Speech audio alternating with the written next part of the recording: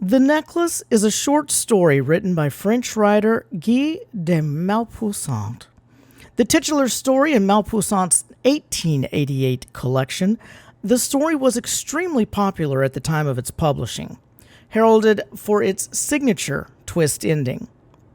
The Necklace tells the story of Mathilde Loisel, a young woman who, dissatisfied with her ordinary life, goes to great pains to attend an extravagant ball. The story opens on Mathilde, a young woman from modest circumstances who believes she was destined for an upper-class life. With no money for a dowry, she marries Monsieur Loisel, a clerk from the Board of Education. Mathilde, now Madame Loisel, detests her and her husband's humble dwelling, food, and clothing, and daydreams about a life of sophistication. One evening, her husband returns home from work with an invitation for him and Madame Loisel to attend a lavish ball at the Minister of Education's residence. But to Monsieur Loisel's surprise, his wife throws down the invitation, weeping. Dismayed, she informs him that she has nothing to wear to such an event and therefore cannot attend. Monsieur Loisel asks his wife how much she would need to buy a suitable dress. She answers that she would need 400 francs. Unbeknownst to her, this is the exact amount that her husband has been saving to go hunting with his friends. Instead, he gives it to his wife to buy a dress for the ball. Madame Loisel buys a dress, but as the party approaches, she again grows restless and gloomy. When her husband asks her what's wrong, she replies that she is too embarrassed to attend the ball without any jewels. Her husband suggests that she ask her affluent friend, Madame Forestier, if she might borrow some jewels. Amazed that she hadn't thought of this, Madame Loisel takes her husband's advice and pays a visit to Madame Forestier, browsing through her assorted jewelry. Finally, she discovers a beautiful diamond necklace in a black satin box. Heart racing, she tries it on, hesitating to ask Madame Forestier if she can borrow it. To Madame Loisel's great relief, her friend agrees to lend it to her. The day of the ball arrives, and Madame Loisel is a triumph.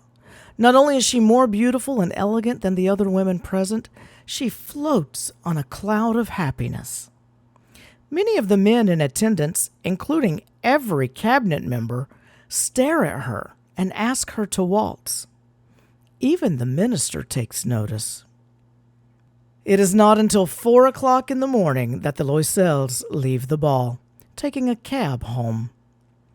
Once inside, Madame Loisel undresses somberly, disappointed that the night is over.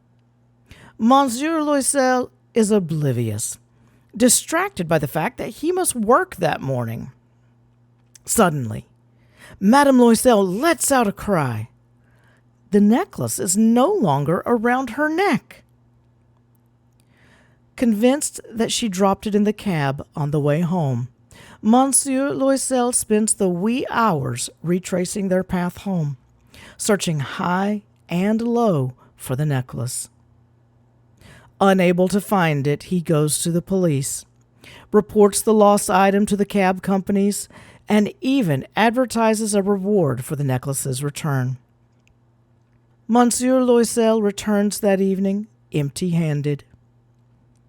He instructs his wife to write to Madame Forestier, telling her that the clasp is being repaired. That way, they'll buy some time to keep looking.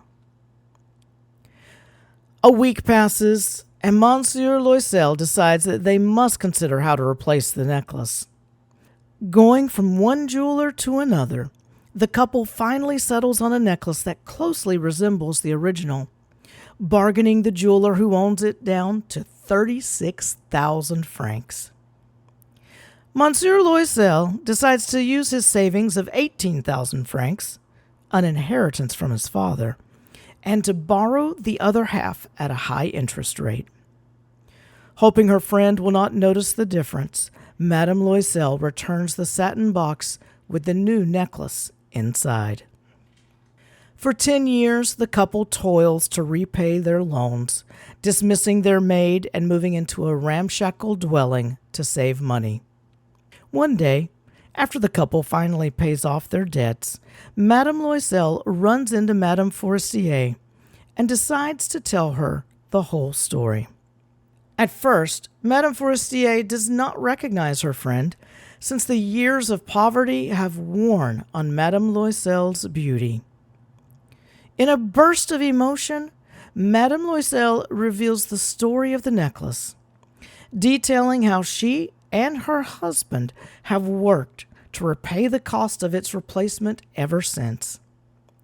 To her horror, Madame Forestier exclaims that the original necklace was made of imitation diamonds and cost no more than 500 francs.